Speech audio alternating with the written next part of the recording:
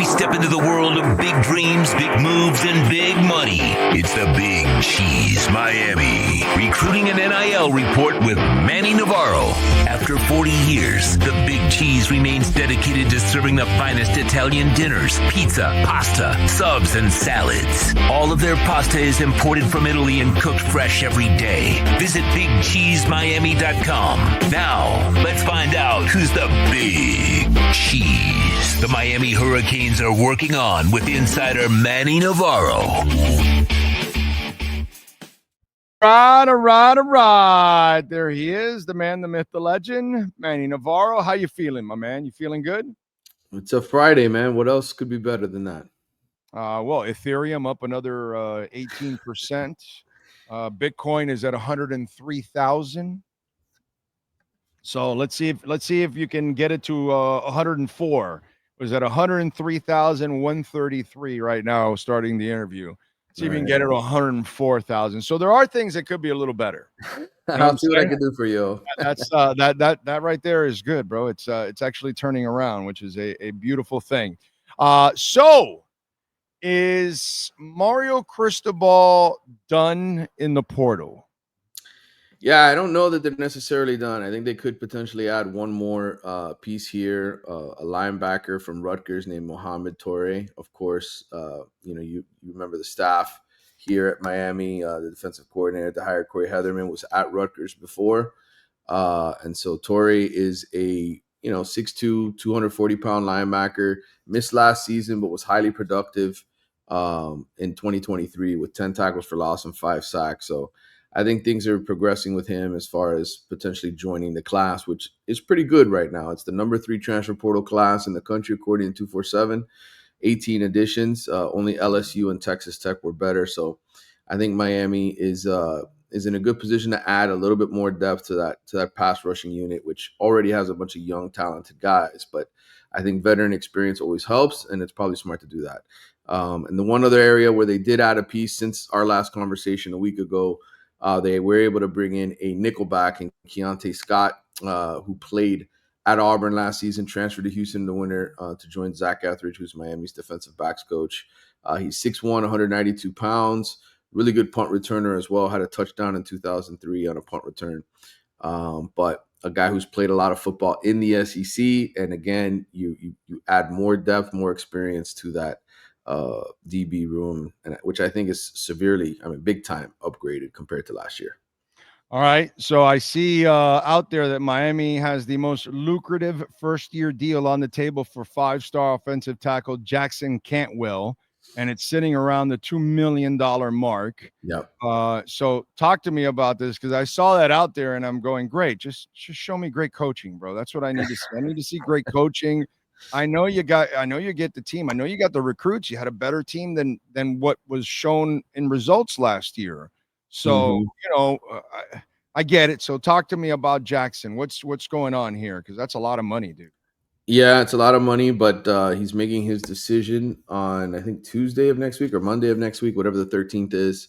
And it's going to either be Miami, Georgia, or Oregon. I told you guys months ago that one of the advantages that Miami had is that he's represented by the Rosenhaus, agency. And I think that always helps Miami, the fact that they've kind of got their own homegrown agent involved in the process. But I will say this, the latest reports are that he's probably going to end up at Georgia because Georgia wins championships, right? They've been more relevant than Miami. They put guys in the NFL every single year. And so right now what I'm hearing is a whole lot of Georgia chatter. Doesn't mean for sure he's going there, but the number 1 recruit in the country picking Georgia over Miami. Honestly, if you're not a Miami fan and you take the green and orange sunglasses off, makes sense, right? For the best offensive lineman in the country to want to go to a place where they regularly produce first-round picks at that position. So, Miami. Hey, listen, dude. You and I have been doing this segment for a while. Yeah. We were talking about, okay, there's nobody here. Okay. I just want to make sure, because I'm at Craig's Inn. I don't want like a woman sitting here. A couple years ago, we were talking about a fucking quarterback that we're battling Tulane and Army and Northeastern Missouri State and I'm like, what? So if he loses out to Georgia, okay, it'll suck. But dude, you're getting the program to the point where you're now deciding between Georgia and I like that because eventually you're going to get a couple to pick you, and then those are the the stuff that gets the ball rolling downhill and becomes a boulder. You know what I'm saying? So that's the way I'll look at it because you're just not going to. You haven't proven that you're winning on the field yet, like Georgia does. Yeah. So until you do that part, that's when you'll start winning all of those challenges out there. I agree. I think winning is the secret ingredient, and that's what people have to understand is that for as much money as you have, Georgia has it too. you're an SEC school with some of the best TV contract money that there is out there, and Miami is still in the ACC. And I don't care what anybody says. I mean, yes, Miami has Francis Mauigoa, who's probably going to be a first-round pick at right tackle, but again, you had the number 1 pick in the draft, and you couldn't even get to the ACC championship game. Winning matters, and until you cross that threshold, you are going to be on the losing argument of a lot of big battles for major recruits because those guys want to go play for championships. Every year, I go to Orlando, and I talk to the Under Armour All-Americans. And the guys who don't go to Miami or who were committed to Miami and end up going to Oregon or Ohio State or other, what do they say to me? I want to be a first-round pick in the NFL, and I want to play for championships. Right. Because at that point, the money's equal for all those guys. They're all being offered a shitload of money to go somewhere. Right. So what ultimately decides it for them? That. And I think until Miami crosses that threshold, brother, you're going to continue to see this. And it's not a poor reflection on Mario in terms of who he is as a recruiter. Because like you said, he's awesome. He's in the battle for these guys. But you got to win on the field, and that's the part of it that he hasn't done yet. That's the only one that he's missed. He's awesome in everywhere else. Game day, bro, he is a disappointment, and he must change that, unfortunately. Now, on the last Pablo Torre episode, yes, the host reported that Jennifer Hudson has been banned from the Tar Heels football facility, citing multiple UNC sources. Torre said that the decision was made by members of the university administration in the wake of Belichick's viral interview with CBS Sunday Morning, which the 24-year-old Hudson interrupted to shut down the question regarding her and her 73-year-old head coach.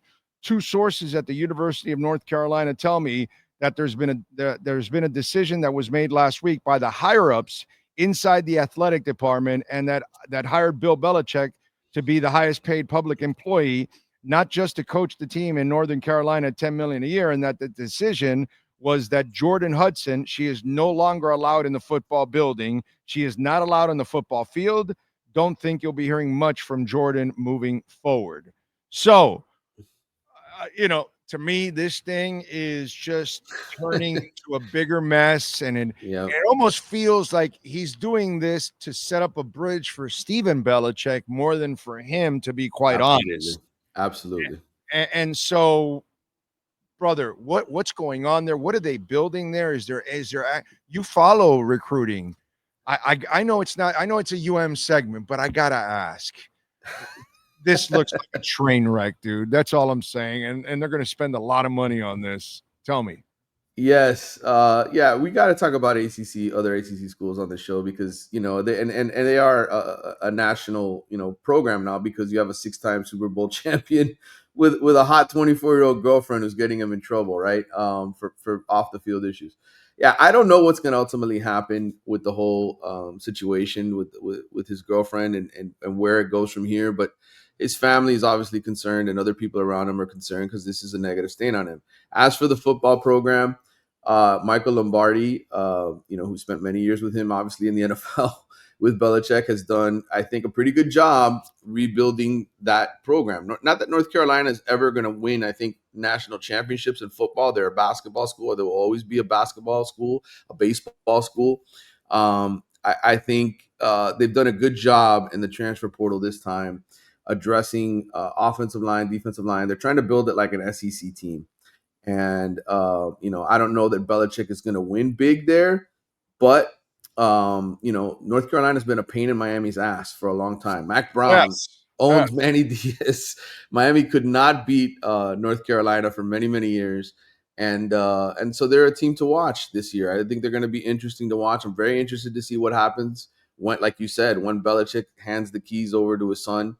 People have talked about North Carolina potentially being a school that the SEC or Big Ten targets, right, to pull out of the ACC. Will we ever get to that point? I'm not sure, but I think just that whole program is fascinating to watch right now, and what happens going forward. But I think this coming season, they're probably good enough to be a bowl team on paper. I think on paper thirve got enough talent. They got a good quarterback, this kid out of South Alabama, Gio Lopez, who's a pretty mobile quarterback, lefty, third-year guy. They've got one of the running backs from South Florida, Davion Gause, a kid who came out of Hollywood Chaminade that's taking over for Marion Hampton, who's super talented. I think the kid's really, really good. I think, the offensive line will be good, but they are something to watch in the weeks ahead. All right, good shit. What are you working on in the athletics so folks can check you out, my friend? Yeah, well, I'm working with Grace Rayner on a piece on North Carolina right now. So if you want to read about the Tar Heels and what Bill Belichick is actually putting together, an in-depth piece there, you can take a look at that. I came out with a breakdown of the 2021 recruiting class. Last week, I did the 2022, which of course had a bunch of first-round picks. Jackson Dart is the latest from the 2021 class. He had 23 first-round picks from that 2021 recruiting class, which was kind of an awkward year, because of the whole COVID pandemic, and a lot of those guys weren't able to take trips. And so if you want to take a look at how that class turned out and some of the guys that were signed, I have a full breakdown on that at The Athletic. And follow him on Twitter at Manny_Navarro. And, of course, visit our friends at the Big Cheese, 8080 Southwest 67th Avenue, right there, right down the street from Coral Gables in the University of Miami. And again, it is a hall of fame inside, man. The memories, the pictures, the autographs. You're going to see 40 years of memories because they've been around just over 40 years. Dominating. The pasta is shipped fresh from Italy, and it is cooked fresh daily, baby. It's a beautiful thing. 305-662-6855. And go to the website, bigcheesemiami.com. Manny, have a great weekend. We'll catch up next week, my friend. Thank you. Take care, brother. You got it. There you go. The great Manny Navarro and our bigcheesemiami.com NIL and recruiting reports. You've been listening to the Big Cheese Miami Recruiting and NIL Report with Manny Navarro. At the Big Cheese Miami, they continue to purchase the same high-quality ingredients that the most expensive Italian restaurants use. The difference is they serve large portions at a family price. Visit the Big Cheese at 8080 Southwest 67th Avenue in Miami. Call 305-662-6855 or go to thebigcheesemiami.com. Go Canes!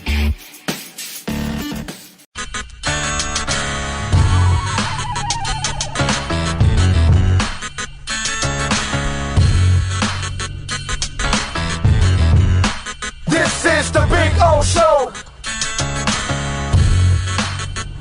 This is the Big O Show.